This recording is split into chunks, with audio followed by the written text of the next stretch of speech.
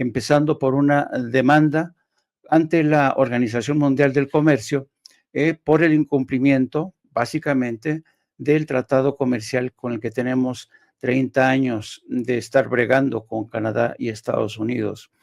A veces a contrapelo, a veces con resultados muy dispares para México, pero en fin, era un tratado por el que se apostó desde la época de Salinas y México, y así lo entendió López Obrador, pues teníamos que seguir por ese rumbo porque era beneficioso para todo el hemisferio norte de esta región del planeta. Ahora bien, perdón Jaime, déjame moverle el dedo en la herida por esto que estás mencionando. Warren Buffett, uno de los más importantes millonarios de Estados Unidos, inversionista famoso, dice, los aranceles son en realidad algo con lo que hemos tenido mucha experiencia, son un acto de guerra hasta cierto punto, dice Warren Buffett. Y hago eco de lo que escribe Donald Hernández Borboya, nuestro compañero amigo, también lo ve aquí en Sin Censura, dice, ya va siendo hora de activar la carta de los BRICS ante el acto de guerra de Estados Unidos contra México. ¿De qué sirve ser socio de un país que no respeta los acuerdos que firma? No se puede ser socio de quien amenaza con invadirte. Mi querido Jaime, para seguir avanzando, disculpa la interrupción. No, yo creo que es muy pertinente citar a Warren Buffett porque efectivamente lo hecho ayer por Donald Trump equivale a una declaración de guerra de un aliado del que no puedes esperar, del que es un socio confiable, que prácticamente con el que has contribuido entregándole parte de tu seguridad fronteriza, parte de tu comercio. Yo siempre he jugado con la imagen de dos hermanos siameses. Estados Unidos es el hermano alto y güero, el mexicano es un poco más chaparrito y moreno, pero los dos comparten hígado, páncreas, pulmones, porque el proceso de integración ha sido tal que va a ser muy difícil. Si metemos reversa de ese proceso de integración, realmente va a ser muy dificultoso. Pero fíjate, vamos a poner en perspectiva para ver realmente hacia dónde se está encaminando Donald Trump. Esta noche vamos a tener la oportunidad de escuchar a Donald Trump para ver si tanto a nosotros como a los europeos, como a China, nos aclara qué está buscando, por qué está haciendo esto. Fíjate, a nosotros nos ha tocado esta experiencia, esta traumática experiencia de beber, de contemplar impávidos la voladura controlada del tratado comercial por parte de Donald Trump, pero ponte a pensar, ponte en los zapatos de los europeos. Con nosotros, Trump está protagonizando la voladura de un tratado comercial de 30 años. Con los europeos está destruyendo una alianza transatlántica que ya tiene 80 años. 80 años. ¿Cómo le da la espalda a los europeos a la hora de ponerse del lado de Rusia? Tendrá sus razones, tendrá sus argumentos. Estados Unidos ya no puede seguir apostando por una guerra que está perdida. Entonces, por distintas razones, Estados Unidos le está dando la espalda a una alianza transatlántica de 80 años y en el caso nuestro y el de Canadá, a una alianza de 30 años. Entonces, yo creo que la respuesta de Claudia Sheinbaum en muchos sentidos es previsible. Yo creo que va a comenzar por una demanda ante la Organización Mundial del Comercio y segundo, la aplicación de tarifas arancelarias con carácter quirúrgico, es decir, eligiendo aquellos productos que dañen más a estados que dependen fundamental del voto, del que los republicanos dependen más para reelegirse en el cargo, porque todos los análisis, todos sin excepción, vaticinan que tras esta decisión de Donald Trump, la inflación se va a disparar, muchas empresas van a sufrir tremendamente, sobre todo la del sector automotriz, porque no es fácil de un día a otro trasladar las plantas de producción de Aguascalientes o Guanajuato a Estados Unidos. Va a ser muy complicado. Aquí los grandes vencedores van a ser los exportadores japoneses, sobre todo los coreanos se van a poner las botas, sus ventas récord van a ser increíbles.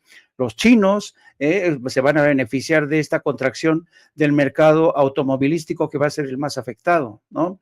Pero también hay que tener en cuenta una cosa, Vicente. El tema de los aranceles es un tema que en muchos sentidos es un tema no apto para legos. Es decir, en Estados Unidos hay un elevado porcentaje de la población que no entiende muy bien el tema de los aranceles. Y teniendo esto en cuenta, si tú te asomas un poco a las encuestas de opinión, a los sondeos de última hora que han realizado en Estados Unidos, te vas a dar cuenta que el 56% de los ciudadanos apoyan esta decisión. Es interesante. Pero, y los propios expertos en demoscopia, los que realizan las encuestas, dicen que este 56% de respaldo tiene muchísimo que ver con el elevado desconocimiento que tienen los ciudadanos de a pie con el tema de los aranceles. Si el propio Trump parece no entender muy bien de qué van los aranceles, imagínate el resto de la población. Pero esto, claro, va a pasar factura y va a ser cuando el ciudadano empiece a experimentar en su bolsillo el elevado coste de un automóvil, el elevado costo de las frutas, de los alimentos, en fin, de todos estos productos que vienen de México. Por ejemplo, el 80% de las importaciones de Estados Unidos de aguacate son de México. Entonces, la gente va a experimentar alzas realmente imprevistas que van a golpear su economía. Ya hay cálculos que vaticinan aumentos al año de entre, como mínimo, más de $2,000 por cabeza de familia. Entonces va a haber, la espiral inflacionaria se va a disparar, de eso no hay duda. Donald Trump y sus asesores dicen que ya contaban con este efecto, que lo más importante para ellos es recuperar esas empresas que se han ido, esas fábricas que se han ido, pero yo creo que están confundiendo sus sueños con la realidad, porque la economía internacional ya no es la de antes. Tú no puedes comparar la capacidad que tiene, por ejemplo, China para producir automóviles eléctricos, que ya son los que controlan el 75%, con la capacidad que tienen Estados Unidos. Hay algo que se les olvida a los asesores de Trump y al propio Trump, que se llama economía de escalas. China, por tener mayor población, en cualquier ciudad que tú veas, tiene mayor población. Por tanto, son capaces de producir en tiempo récord cualquier tipo de manufactura, cualquiera, y con costos bastante reducibles y competitivos.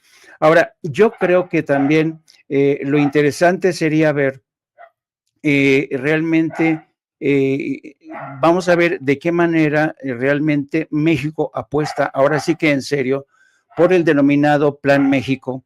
¿En qué consiste este plan? Se nos ha hablado en un principio de sustitución de importaciones, pero yo creo que tendríamos que ir más allá, porque solamente hablar de sustitución de importaciones para depender cada vez menos de China no se me hace un buen comienzo solamente.